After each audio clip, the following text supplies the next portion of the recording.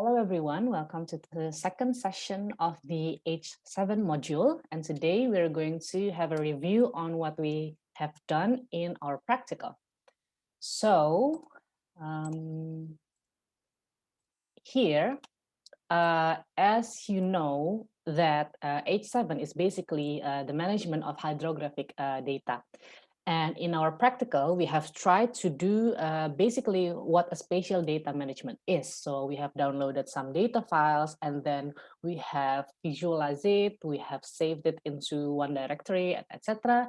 So the first segment of H7.3 would be kind of a review of what we have done in the practical.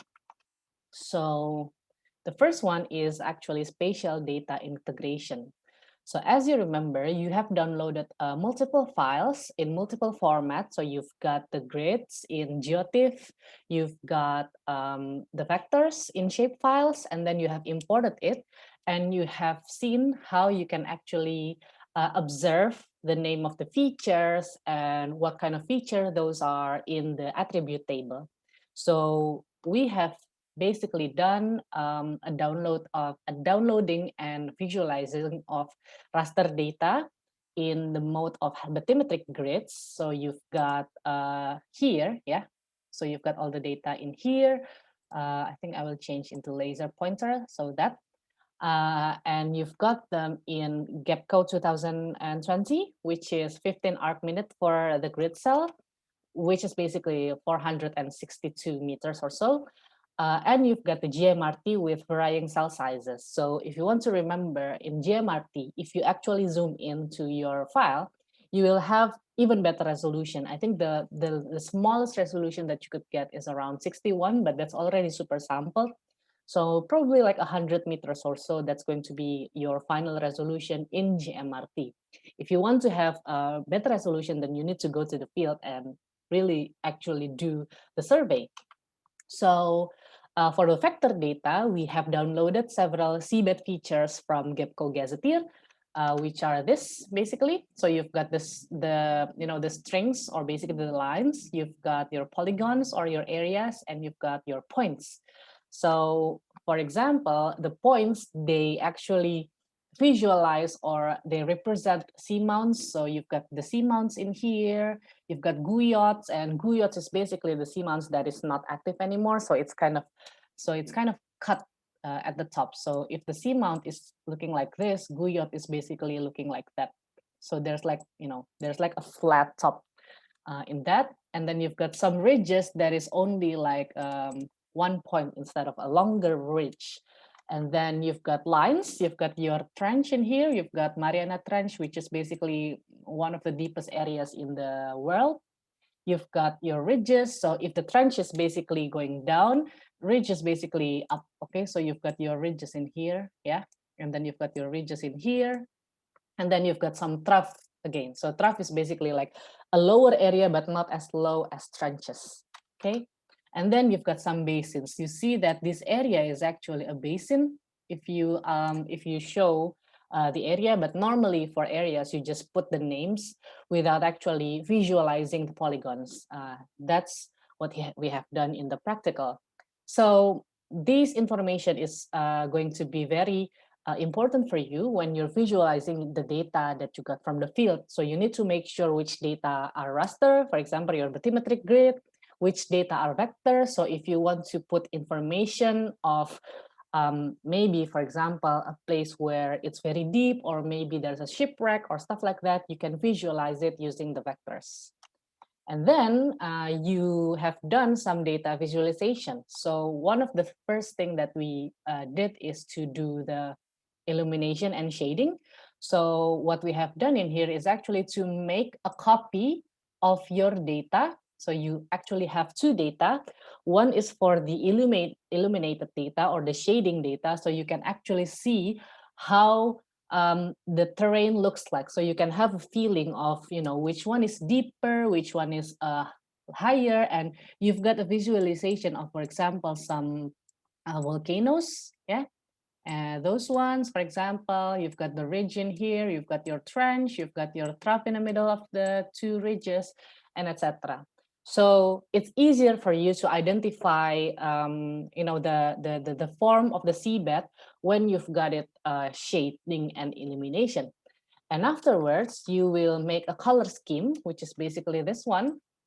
And it's actually up to you if you want to visualize it from, for example, blue to red. It's very useful to actually use colorful scheme if you want to see which one is deeper, which one is higher. For example, for geophysical purposes, normally you will rather have like a spectral or like a rainbow or maybe jet, those kind of color scheme. But if you only want to visualize it, as a good map, maybe you can use blue or maybe grayscale or whatever.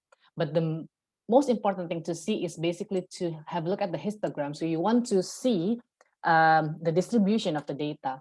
So normally we will have the distribution that is the most in the middle. So that's going to be your color scheme. You can experiment with your scale. Yeah, so you can experiment with your range of scale. You can do, maybe the lowest one is like 10,000 in here. You can go to up to 0, but maybe if you visualize it that way, you will have too much of a range, then you don't really see the important features in there. So you want to make it as narrow as possible. And you can even try to visualize maybe minus 6,000 to minus 2,000 and see how it differs. Once you actually identify your color scheme, then you can see this. Okay, so you can try to change the colors. This is, for example, for geophysical purposes, it's easier for you to see which one is deeper and which one is higher if you have this kind of colored scheme. So you can see that, okay, the deep ones are blue, the high ones, okay, the shallow ones are red, and basically the yellow ones are kind of the normal or the background data, if you want to say that. So you can actually see here, okay, there are mountains at a lot of places, okay, there are some guyots, okay, and then you've got your ridge, you've got your trough in the middle, and then you've got your trench, and etc. But if you want to visualize it in blue, that's okay as well. And then another thing that you can do is to add the vertical exaggeration if you want to show it in 3D, and I have already told you how to do it in H6 Practical. And then we have handled a variety of data files and feature database. As you can see, the last thing that we haven't done in our practical is data naming, because we just import the data as it is. We didn't rename it. But the best thing you can do is actually to rename all the data that you can have them very, very self-descriptive. So for example, in here, you want to name the ones from GEPCO, for example, Bath_GEPCO_Mariana. So you know what type of data it is. So bathymetry, from where did you get it? So GEPCO, and where it is, Mariana. So you want the data to be as descriptive as possible. And then, for example, what I've got in here, I've got seabed_features_lines, and you can actually put it like seabed, maybe like features, gazetteer lines, stuff like that. So I think I made a mistake there. So this is line, okay? So that should be point, and the other one should be polygons or areas.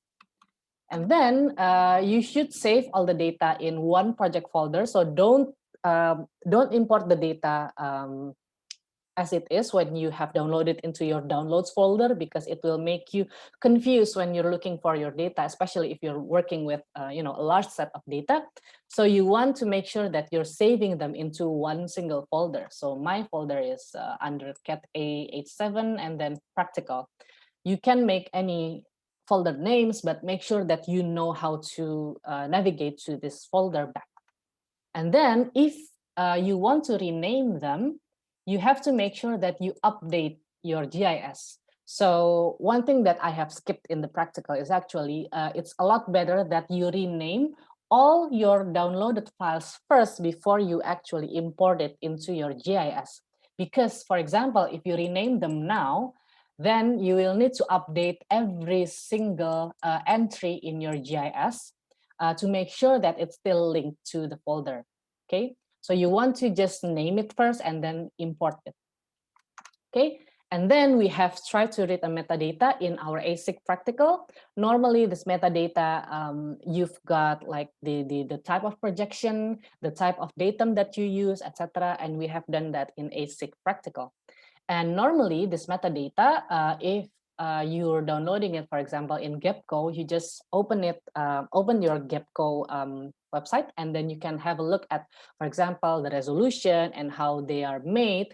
And actually, if you download it, you've got 2 PDF files, and then you can see all the metadata in there. And then the last thing that we did is to produce a map. So we have done this. So we made the main map area. We have tried to make the grids. Okay, so those are the grids. And then we have made the scale bar, color bar, and legend to the map. So it really depends to you, like how are you going to present your map? This is actually a trick that I learned, because it's easier to see your map if you're doing it this way than you actually put it in the legend, just like in GIS. It's not really easy to see that. This one is prettier, and then you've got your scale and your legend. That's like the minimum way to actually present your map.